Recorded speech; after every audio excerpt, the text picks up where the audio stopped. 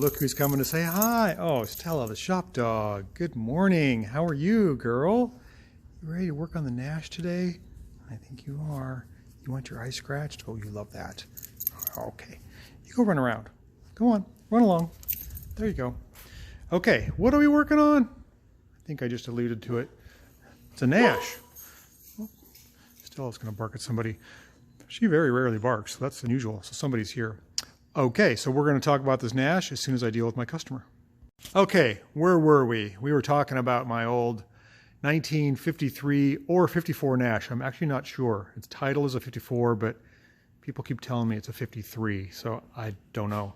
It is the stripped down version, very little chrome. You see the headlight rings are painted. I didn't do that. They were already that way. No chrome along the fender line or body line there, and certainly no Continental kit or anything like that. No chrome bezels, just basic stuff like the door handles. And I put on the trim rings and the hubcaps, clean them up. That looks pretty good. Takes away from the neon green wheels, which I will eventually paint.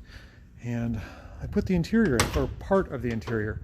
I have the, what do you call these? The armrests? Maybe that's called armrest. No, well, the armrests are there, and I'll show you those in a second. The seats are cleaned up and put in. They're candy apple green. I know that the colors don't exactly go together. They clash a bit, but I have a plan. Really, I do. So we've got the tops of the seats in candy apple, the window surrounds candy apple, all the windshield surround in candy apple, clear coated, painted, dash is painted. I'll show you the armrests here in a sec. Okay, these are the armrests that go on the car. Let's see, how do they go? Something like that. And then I can put door panels on, I can make door panels. But these armrests are kind of cool. They're very, oh no, they go the other way. This is the driver's side armrest. I'm sorry. I think they go like this. Yeah, they go like that. Kind of have a swoopy thing to them. Okay, so that's that. Now we're moving on to the engine compartment. I did a head gasket, painted the block, painted the engine a dark green, one more color of green, and then had it running, and the water pump failed. And this is where we are now. So it's been about a month. I took the water pump out. It bolts on the side of the block, right down there. It's a crazy water pump. It's shaft driven off the back of the generator. And I'll show you what it looks like. It looks just like this. So this is my newly refurbished water pump. It actually sits on the car like this. There's a rubber coupler off the back of the generator that turns this. The impeller is inside here. It looks like that. You can see those. It has and is required to be greased to work. The water pump, before I had it rebuilt, I could take the shaft and I could move it back and forth about an inch. So the barrel had to be replaced and the shaft had to be remade. Here's my old shaft and here's my old barrel. Guess how much I paid for this? That was $600 to have that rebuilt. Really hurt. But there's only one guy in town. He's an old machinist and he knows what he's doing. And I had to have, what else are you gonna do? It's just a really strange water pump. So he showed me the old seals. They can't put new seals in it. They have to put in the old-fashioned packing because it's the way it works.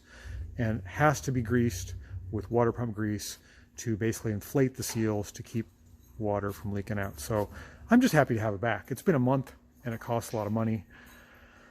I'm going to paint it and put it on and enjoy the car. That's all you can do. So I got to get the coolant back in it, get the water pump in it, and I'm planning on doing that today. And then I've got a gas leak. So something's leaking on my old fuel filter. It's a glass top fuel filter. I don't know, my lines are leaking or what. I'm gonna have to get in there and replace, figure out why that's leaking, but I'm gonna redo these lines. I'm not real happy about them. So today's Nash day. Let's get to work and see if we can make some progress, get some coolant in it, and make this baby. Oh yeah, I forgot to mention my light. I got my 6-volt moped light where the old Nash World emblem goes. Pretty cool. I'm loving this car. Wish it didn't cost so much. I wish it wasn't so much work. It's only been 10 years of restoring this car. Only. All right, so we got our newly rebuilt water pump down in our Nash. It's the craziest thing. I painted it black. If you can see the shaft right there, there's a coupler that couples it to the back of the generator, 6-volt positive generator. But if you adjust the belt on the generator, you change the kind of the clocking, and the shaft goes out of alignment. So that coupler has to take up the slack. That is the craziest thing. I can see where they've done away with it. Other than needing the space on the front of the engine, a typical water pump would be a much better deal. I think I fixed my fuel line. I think. Oh no, it's leaking. It's leaking out the glass bowl. I gotta figure that out. And then we'll start it up and bleed it. All right, so I pulled the glass bowl off my fuel pump, which is a fuel filter from the tank. And you can see it's completely full of debris. And I think the debris has gotten underneath the glass. Is the glass cracked? If it's cracked, oh boy, it's cracked. Dang it. Where am I gonna find another one of those? I gotta work this out. Well, darn, I guess I'm kind of stuck again. This thing is just barely holding together. You can see it's cracked in a couple different places. And I'm sure that's where my leak was coming from. I got the cork gasket out, and I've cleaned most of the sediment out of the, there's still quite a bit left in there. But I've got to find a new glass bowl. So if anyone knows where to find a glass bowl for a 53 Nash with a non-vacuum fuel pump, maybe you could let me know and we can get this thing going.